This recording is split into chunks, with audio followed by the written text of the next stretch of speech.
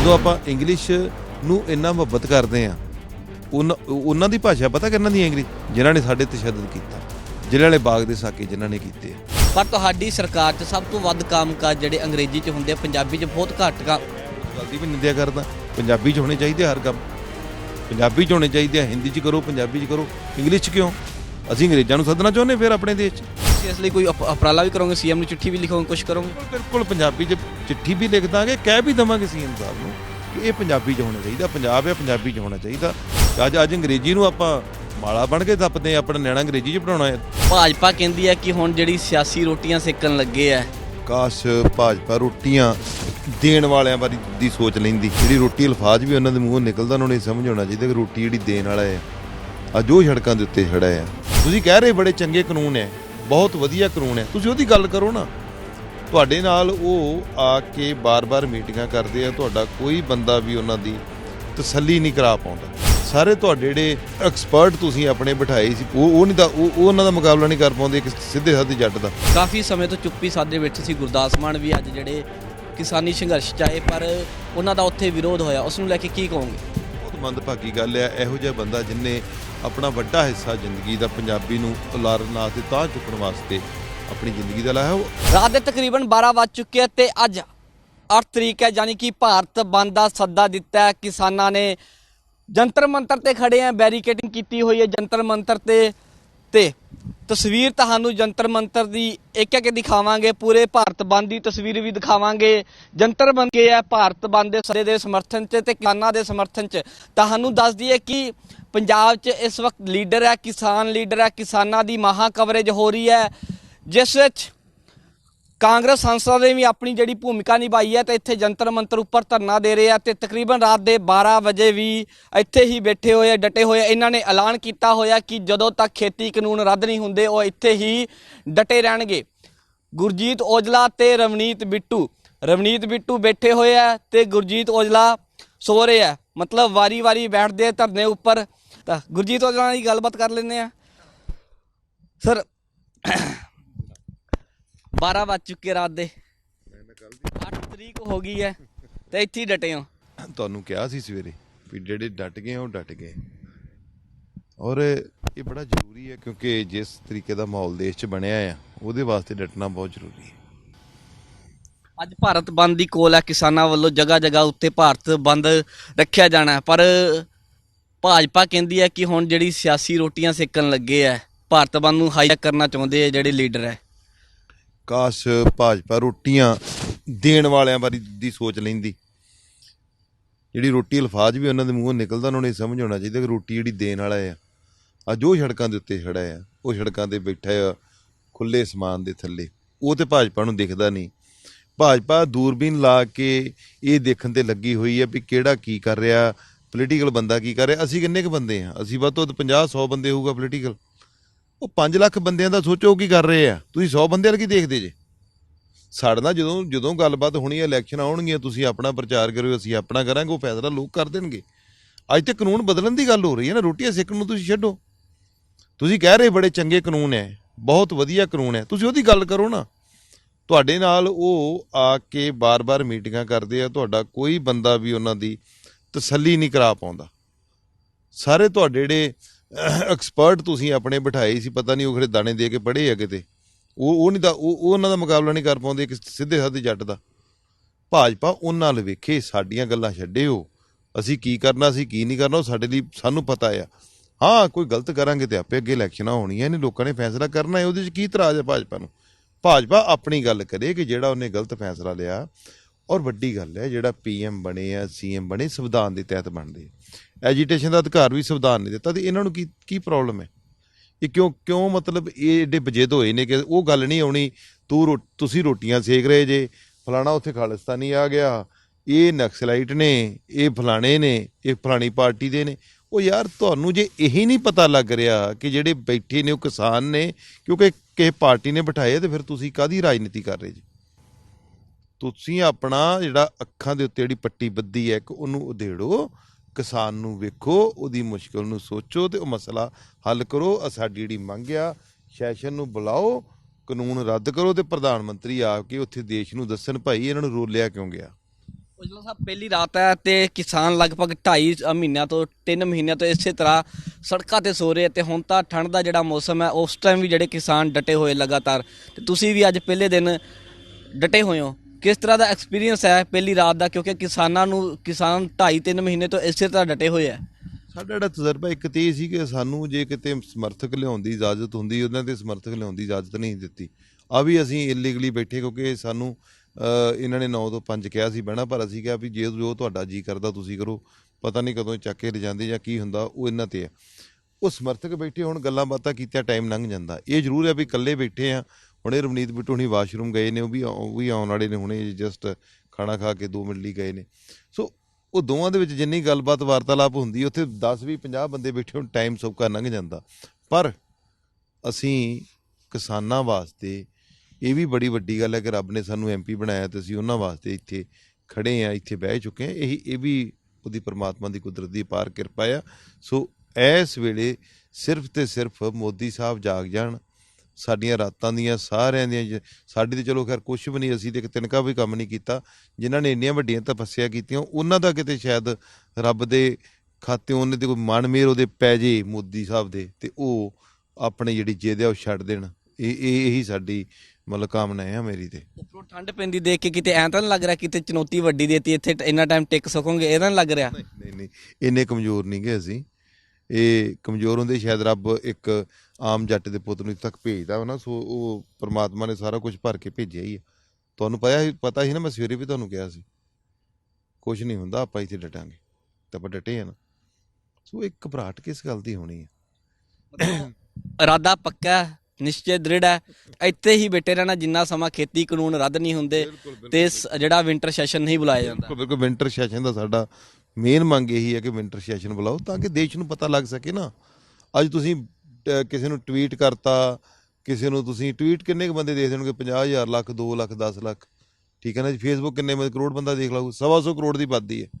ਉਹਦੇ ਨੁਮਾਇੰਦੀ ਸੱਦੋ ਨਾ, ਜਿਹੜੇ 543 ਬਣੇ ਨੇ ਲੋਕ ਸਭਾ ਚੁਣ ਕੇ ਆਏ, ਉੱਥੇ ਸਵਾਲ ਜਵਾਬ ਕਰੋ ਨਾ। ਜਿਹੜੇ ਕਾਨੂੰਨ ਤੁਸੀਂ ਬਣਾਏ ਸੀ ਸਾਡੇ ਉੱਤੋਂ ਦੀ ਹੋ ਕੇ ਤੁਸੀਂ ਬਣਾਤੇ ਸਾਡੀ ਵਿਰੋਧਤਾ ਕਰਨ ਦੇ ਬਾਵਜੂਦ। ਅੱਜ ਉਸੇ ਸੰਵਿਧਾਨ ਨੇ ਇਹਨਾਂ ਨੂੰ ਜਿਹੜਾ ਰਾਈਟ ਦਿੱਤਾ ਹੈ ਲੋਕਾਂ ਨੂੰ, ਉਹਨਾਂ ਨੇ ਸੋਚਿਆ ਕਿ ਸ਼ਾਇਦ ਲੋਕ ਅੱਗੇ ਜਿੱਦਾਂ 370 ਧਾਰਾ ਲਾਗੂ ਕੀਤੀ ਆ, GST ਕੀਤੀ ਆ, ਨੋਟਬੰਦੀ ਕੀਤੀ, ਲੋਕ ਨਹੀਂ ਬੋਲੇ। ਉਹਨਾਂ ਸੋਚਿਆ ਇਹ ਵੀ ਇਹ 'ਚ ਵੀ ਨਹੀਂ ਬੋਲਣੇ। ਅਸੀਂ ਉਹਨਾਂ 'ਚ ਵੀ ਸਾਰੀ ਜਗ੍ਹਾ 'ਤੇ ਵਿਰੋਧ ਕੀਤਾ ਸੀ, ਪਰ ਐਤਕੀ ਜਦੋਂ ਲੋਕ ਨਿਕਲ ਆਏ ਆ ਤੇ ਹੁਣ ਉਹਨਾਂ ਦੇ ਅਧਿਕਾਰਾਂ ਦੀ ਰੱਖਿਆ ਕਰਨਾ ਸਰਕਾਰ ਦਾ ਫਰਜ਼ ਹੈ। ਕਾਂਗਰਸ ਦੀ ਗੱਲ ਕਰੀਏ, ਕੱਲ ਭਾਰਤ ਬੰਦ ਹੈ, ਕਾਂਗਰਸ ਕਿਸ ਤਰ੍ਹਾਂ ਆਪਣੀ ਐਕਟੀਵਿਟੀ ਕੱਲ ਕਰ ਰਹੀ ਹੈ? ਦੇਖੋ ਪੂਰਾ ਸਮਰਥਨ ਦੇ ਰਹੇ ਹਾਂ। ਅਸੀਂ ਅਪੀਲ ਕਰ ਰਹੇ ਹਾਂ ਲੋਕਾਂ ਨੂੰ, ਆਪਣੇ ਕਾਰਜਕਰਤਾ ਨੂੰ ਵੀ, ਕਿ ਤੁਸੀਂ ਮੈਕਸੀਮਮ ਲੋਕਾਂ ਦੀ ਮਦਦ ਕਰੋ। ਲੋਕਾਂ ਨੂੰ ਵੀ ਕਹਾਂਗੇ ਵੀ ਜੇ ਇੱਕ ਦਿਨ ਵਾਸਤੇ ਅੰਨਦਾਤਾ ਦੇ ਕਰਕੇ ਇੱਕ ਦਿਨ ਲਈ ਬੰਦ ਕਰ ਦਿਓ ਕਾਰੋਬਾਰ ਸਾਰੇ, ਕਿੰਨੀ ਕੁ ਵੱਡੀ ਗੱਲ ਹੈ? ਕੋਈ ਏਡੀ ਵੱਡੀ ਗੱਲ ਨਹੀਂ। ਜੇ ਬੰਦਾ ਇਹ ਮੰਨੇ ਕਿ ਜਿਹੜਾ ਬੁਰਕੀ ਇਹ ਨਵਾਲਾ ਆ, ਇਹ ਕਿੰਨੇ ਪੈਦਾ ਕਰਕੇ ਦਿੱਤਾ ਹੈ? ਜਿਹੜੀ ਬੁਰਕੀ ਜਿਹੜੀ ਰੋਟੀ ਖਾਂਦੇ ਆ, ਜਿਹਦੇ ਕਰਕੇ ਅਸੀਂ ਤੁਰੇ ਫਿਰਦੇ ਆ, ਉਹ ਕਿੰਨੇ ਪੈਦਾ ਕਰਕੇ ਦਿੱਤੀ ਹੈ? ਤੇ ਉਹਦੀ ਅੱਜ ਮਦਦ ਕਰੀਏ। ਸਾਰਿਆਂ ਨੂੰ ਅਪੀਲ ਹੈ ਕਿ ਬੰਦ ਕਰੋ। ਔਜਲਾ ਸਾਹਿਬ, ਹਰੇਕ ਬੰਦਾ ਜਿਹੜਾ ਕਿਸਾਨਾਂ ਦੀ ਸਮਰਥਨ ਦੇ ਵਿੱਚ ਆ ਰਿਹਾ ਤੇ ਕਾਫੀ ਸਮੇਂ ਤੋਂ ਚੁੱਪੀ ਸਾਧੇ ਬੈਠੇ ਸੀ। ਗੁਰਦਾਸ ਮਾਨ ਵੀ ਅੱਜ ਜਿਹੜੇ ਕਿਸਾਨੀ ਸੰਘਰਸ਼ 'ਚ ਆਏ, ਪਰ ਉਹਨਾਂ ਦਾ ਉੱਥੇ ਵਿਰੋਧ ਹੋਇਆ, ਉਸ ਨੂੰ ਲੈ ਕੇ ਕੀ ਕਹੋਗੇ?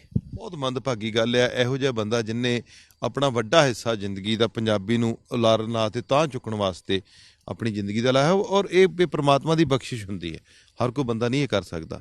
ਚਲੋ ਜੇ ਉਹਨਾਂ ਕੋਲ ਕੋਈ ਗਲਤੀ ਹੋਈ, ਉਹਨਾਂ ਨੇ ਅਗਲੇ ਸ਼ੋਅ 'ਚ ਐਪਸਫੋਰਡ ਸ਼ੋਅ ਹੋਇਆ ਸੀ, ਕੈਨੇਡਾ ਗਲਤੀ ਕੀਤੀ ਸੀ, ਐਪਸਫੋਰਡ ਉਹਨਾਂ ਨੇ ਮਾਫੀ ਮੰਗ ਲਈ ਕਿ ਮੇਰੇ ਕੋਲ ਰਾਤ ਜੋ ਗੱਲ ਕਹੀ ਗਈ ਉਹਦੇ ਲਈ ਮੈਂ ਮਾਫੀ ਮੰਗਦਾ ਹਾਂ। ਪਰ ਕੁਛ ਲੋਕ, ਕੁਛ ਉਹਨਾਂ ਦੇ ਰਾਈਵਲ ਨੇ, ਕੁਛ ਲੋਕ ਜਿਹੜੇ ਮਨੋਂ ਉਹਨਾਂ ਨੂੰ ਕਿਸੇ ਕਾਰਨਾਂ ਕਰਕੇ ਨਹੀਂ ਪਸੰਦ ਕਰਦੇ ਹੋਣਗੇ, ਸੋ ਉਹ ਲੋਕ ਇਹਦੀ ਜ਼ਿਆਦੀ ਗੱਲ ਨੂੰ ਚੱਕ ਰਹੇ ਨੇ। ਗੱਲ ਤੇ ਉਹਨਾਂ ਕੁਛ ਵੀ ਨਹੀਂ ਕਹੀ। ਉਹਨਾਂ ਨੇ ਕਿਹਾ ਕਿ ਬਾਕੀ ਜਿੱਥੇ ਪੰਜਾਬੀ ਭਾਸ਼ਾ ਸਾਡੀ ਮਾਤਰ ਭਾਸ਼ਾ ਹੈ, ਮਾਂ ਭਾਸ਼ਾ ਹੈ, ਤੇ ਹਿੰਦੀ ਜਿਹੜੀ ਉਹਨੂੰ ਮਾਸੀ ਨੂੰ ਵੀ ਸਨਮਾਨ ਦੇਣਾ ਚਾਹੀਦਾ। ਹਿੰਦੀ ਹੈ, ਉਰਦੂ ਹੈ, ਬਾਕੀ ਨੂੰ ਵੀ ਦਿੰਦੇ। ਤੇ ਮੈਨੂੰ ਦੁੱਖ ਪਤਾ ਕਿਸ ਗੱਲ ਦਾ ਹੁੰਦਾ ਹੈ ਕਿ ਜਿਹੜੀ ਸੌਂਕਣ ਆ ਸਾਡੀ ਇੰਗਲਿਸ਼, ਉਹ ਸਾਰੇ ਹੀ ਬੰਦੇ ਜਿਹੜੇ ਗੱਲ ਕਰਨ ਵਾਲੇ ਉਹਨਾਂ ਦੇ ਨਿਆਣੇ ਇੰਗਲਿਸ਼ ਸਕੂਲਾਂ 'ਚ ਪੜ੍ਹਦੇ ਆ। ਉਹਨੂੰ ਦੇਖੋ ਜਿਹੜੀ ਸੌਂਕਣ ਆ, ਜਿਹਦੇ ਵਾਸਤੇ ਅਸੀਂ ਕੁਰਬਾਨੀਆਂ ਕੀਤੀਆਂ ਗੋਰਿਆਂ ਨੂੰ ਕੱਢਣ ਵਾਸਤੇ। ਅੰਗਰੇਜ਼ੀ ਨੂੰ ਸਿੱਖਣਾ ਸਾਡੇ ਘਰਾਂ ਦੇ ਵਿੱਚ ਇੱਕ ਮਾਣ ਬਣ ਗਿਆ ਕਿ ਮੇਰਾ ਨਿਆਣਾ ਅੰਗਰੇਜ਼ੀ ਬੋਲਦਾ। ਇੱਕ ਮਿੰਟ, ਔਰ ਮੇਰਾ ਨਿਆਣਾ ਅੰਗਰੇਜ਼ੀ ਬੋਲਦੇ ਸਕੂਲ 'ਚ ਪੜ੍ਹਨਾ ਚਾਹੀਦਾ। ਬੜੇ ਮਾਣ ਨਾਲ ਦੱਸਦੇ ਆ ਕਿ ਫਲਾਣੇ ਅੰਗਰੇਜ਼ੀ ਸਕੂਲ 'ਚ ਪੜ੍ਹਦਾ। ਉਹ ਉਹਨਾਂ ਗੋਰਿਆਂ ਦੇ ਨਾਲ ਉਹਨਾਂ ਦੀ ਭਾਸ਼ਾ ਤੁਸੀਂ ਮੰਨਣ ਨੂੰ ਤਿਆਰ ਜੇ। ਤੇ ਜੇ ਉਹਨਾਂ ਨੇ ਬਾਈ ਚਾਂਸ ਕਹਿ ਦਿੱਤਾ, ਮਾਸੀ ਕਿਹਾ ਨਾ, ਉਹਨਾਂ ਹੋਰ ਤੇ ਕੁਛ ਨਹੀਂ ਕਿਹਾ। ਮਾਂ ਬੋਲੀ ਤੇ ਵੇਖੋ ਸਾਡੇ ਅੰਦਰੋਂ ਕੋਈ ਪੰਜਾਬੀ ਕੱਢ ਲੂਗਾ। ਮੈਂ ਹੁਣ ਪੰਜਾਬੀ 'ਚ ਮਤਲਬ ਭਾਸ਼ਣ ਦਿੱਤੇ ਆ ਸਾਰੇ, ਮੈਂ ਪਾਰਲੀਮੈਂਟ 'ਚ ਨਹੀਂ ਪੰਜਾਬੀ ਤੋਂ ਥੱਲੇ ਗੱਲ ਕਰਦਾ।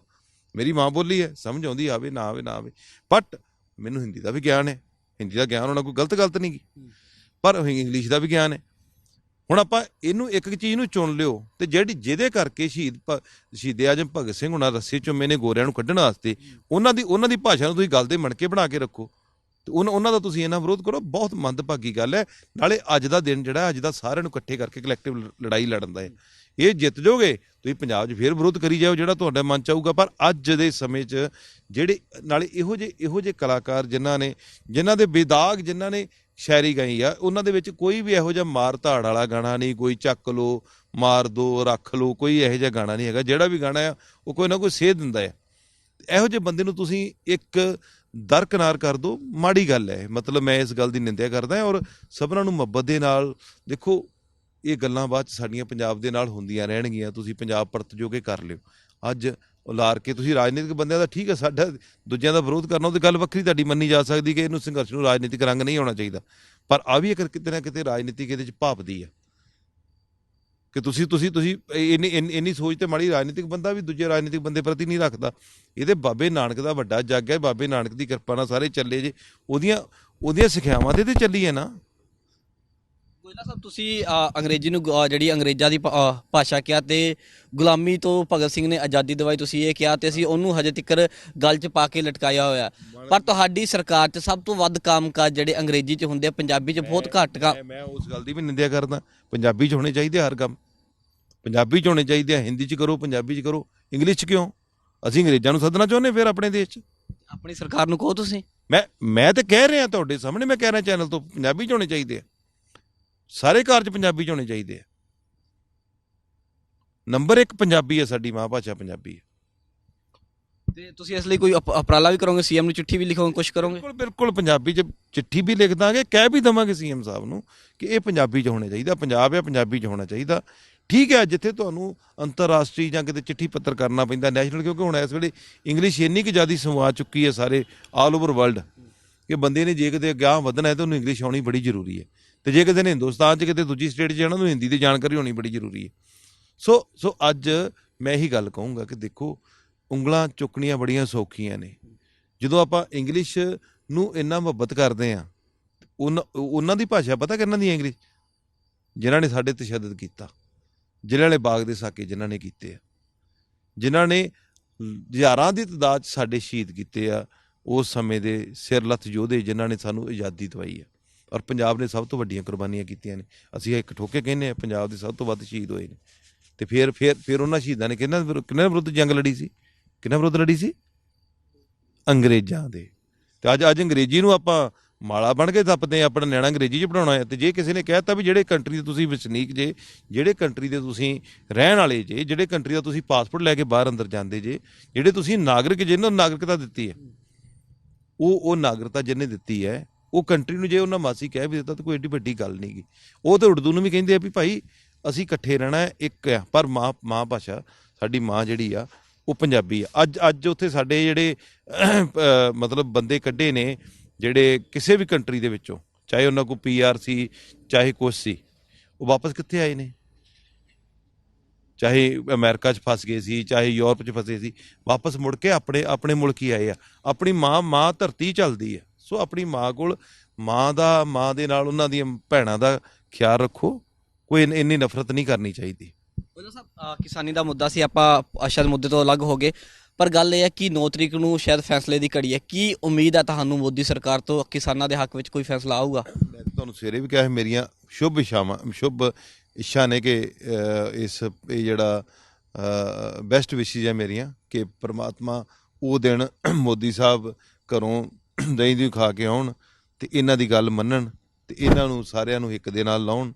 ਇਹ ਇਹਨਾਂ ਦੇ, ਕਿਉਂਕਿ ਮੋਦੀ ਸਾਹਿਬ ਪ੍ਰਾਈਮ ਮਿਨਿਸਟਰ ਨੇ, ਸਾਡੇ ਮਾਈ ਬਾਪ ਨੇ ਇਸ ਦੇਸ਼ ਦੇ, ਉਹਨਾਂ ਨੂੰ ਗੱਲ ਸਮਝ ਆਉਣੀ ਚਾਹੀਦੀ ਕਿ ਜੇ ਬੱਚਿਆਂ ਦੀ ਕੋਈ ਡਿਮਾਂਡ ਹੈ ਪੂਰੀ ਕਰਨੀ ਚਾਹੀਦੀ, ਔਰ ਜਾਇਜ਼ ਡਿਮਾਂਡ ਹੈ, ਕੋਈ ਨਜਾਇਜ਼ ਡਿਮਾਂਡ ਨਹੀਂ ਗੀ। ਤੇ ਮੈਂ ਤਾਂ ਸਮਝੂੰਗਾ ਕਿ ਉਹਨਾਂ ਨੂੰ ਸਬਕ ਲੈਣਾ ਚਾਹੀਦਾ ਇਸ ਚੀਜ਼ ਤੋਂ ਕਿ ਅੱਜ ਸਾਰੇ ਸਪੋਰਟਸਮੈਨ, ਸਾਰੇ ਲਾਅ ਮੇਕਰ, ਮਤਲਬ MP ਪਲੱਸ ਜਿਹੜੇ ਲਾਇਰ ਨੇ, ਵਕੀਲ ਨੇ, ਰਿਟਾਇਰਡ ਜੱਜ ਨੇ, ਰਿਟਾਇਰਡ IAS ਨੇ, ਕੁਝ ਲੋਕ ਬੁੱਧੀਜੀਵੀ ਲੋਕ, ਕਈਆਂ ਨੂੰ ਜਿਹਨਾਂ ਨੂੰ ਨੈਸ਼ਨਲ ਅਵਾਰਡ ਦਿੱਤੇ ਗਏ ਉਹ ਅਵਾਰਡ ਵਾਪਸ ਕਰ ਰਹੇ ਨੇ, ਬਾਕੀ ਸਾਰੇ ਸਮਰਥਨ ਕਰ ਰਹੇ ਨੇ, ਹਰ ਤਬਕੇ ਦੇ ਲੋਕ ਕਿਸਾਨ ਦਾ ਸਮਰਥਨ ਕਰ ਰਹੇ ਆ। ਤੇ ਇਹਨਾਂ ਨੂੰ ਵੀ ਉਹਨਾਂ ਦਾ ਇਹ ਗੱਲ ਮੰਨਣੀ ਚਾਹੀਦੀ ਆ। ਔਰ ਕਿੱਡੀ ਕੁ ਵੱਡੀ ਗੱਲ ਹੈ, ਕਾਨੂੰਨ ਵਾਪਸ ਲੈ ਲਓ ਭਾਈ। ਘਰਾਂ ਦੇ ਵਿੱਚ ਵੀ ਝਗੜੇ ਹੋ ਜਾਂਦੇ, ਨਿਬੜ ਜਾਂਦੇ ਨੇ। ਇਹ ਸਾਡਾ ਘਰ ਆ ਹਿੰਦੁਸਤਾਨ, ਇਹ 'ਚ ਜੇ ਕੋਈ ਗੱਲਬਾਤ ਹੈ ਤੇ ਆਪਾਂ ਬਹਿ ਕੇ ਨਿਬੇੜ ਦਿਓ। ਜਿੱਦ ਕਿਸ ਗੱਲ ਦੀ? ਜਿੱਦ ਨਹੀਂ ਕਰਨੀ ਚਾਹੀਦੀ। ਇਹ ਸਨ ਕਾਂਗਰਸ ਦੇ ਮੈਂਬਰ ਪਾਰਲੀਮੈਂਟ ਗੁਰਜੀਤ ਔਜਲਾ ਤੇ ਤੁਹਾਨੂੰ ਤਸਵੀਰਾਂ ਦਿਖਾ ਦਈਏ। ਤਕਰੀਬਨ 12:15 ਦਾ ਸਮਾਂ ਤੇ ਪੁਲਿਸ ਤੋਂ ਸਿਵਾ ਇੱਥੇ ਤੇ ਐਮਪੀਸ ਤੋਂ ਸਿਵਾ ਕੋਈ ਵੀ ਜਿਹੜਾ ਨਜ਼ਰ ਨਹੀਂ ਆ ਰਿਹਾ। ਪਰ ਇਹ ਡਟੇ ਹੋਏ ਆ, ਕਹਿੰਦੇ ਕਿ ਹੁਣ ਉਦੋਂ ਹੀ ਉੱਠਾਂਗੇ ਜਦੋਂ ਵਿੰਟਰ ਸੈਸ਼ਨ ਜਿਹੜਾ ਬੁਲਾਇਆ ਜਾਊਗਾ। ਹੁਣ ਦੇਖਣਾ ਇਹ ਹੋਵੇਗਾ ਕਿ ਮੋਦੀ ਸਰਕਾਰ ਕੀ ਗੁਰਜੀਤ ਔਜਲਾ ਜੋ ਡਟੇ ਹੋਏ ਨੇ ਇੱਥੇ ਸੰਘਰਸ਼ ਦੇ, ਕਿ ਉਹਨਾਂ ਦੀ ਫਰਿਆਦ ਸੁਣਦੀ ਹੈ, ਕਿ ਉਹਨਾਂ ਦੇ ਸਾਹਮਣੇ ਝੁਕਦੀ ਹੈ। ਜੰਤਰ ਮੰਤਰ ਦੀ ਤਸਵੀਰਾਂ ਤੇ ਕਿਸਾਨੀ ਸੰਘਰਸ਼ ਦੀ ਇੱਕ ਇੱਕ ਤਸਵੀਰ ਤੁਹਾਨੂੰ ਸਾਰਾ ਦਿਨ ਦਿਖਾਉਂਦੇ ਰਵਾਂਗੇ। ਕੈਮਰਾ ਪਰਸਨ ਵਿਪਨ ਮਹਿਰਾ ਦੇ ਨਾਲ Ashu Aneja, living India news, Delhi.